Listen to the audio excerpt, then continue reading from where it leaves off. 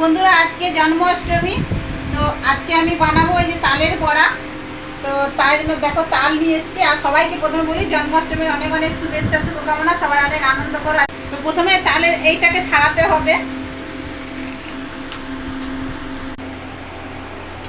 তো প্রথমে তালের এই যে খোসাগুলো এগুলো ছাড়িয়ে নেবে। যাদের তাল ছাড়াতে খুব অসুবিধা তারা আজকের ভিডিওটা তাদের জন্য, তারা দেখবে।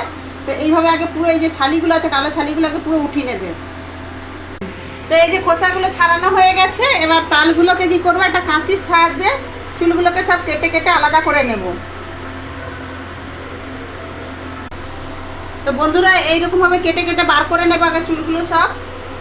এই যে তো বন্ধুরা দেখো আমি এরকম ভাবে বের করে নিয়েছি। আর এই যে আটিগুলো দেখো একটুও নেই। এবার এটাকে না আটা মাখার মতো খালি চটকা বা হালকা পানি ছিটিয়ে, বেশি দেবে না পানি, হালকা দিয়ে এরকম স্ট্যান্ডারের সাহায্যে এরকম ভাবে বের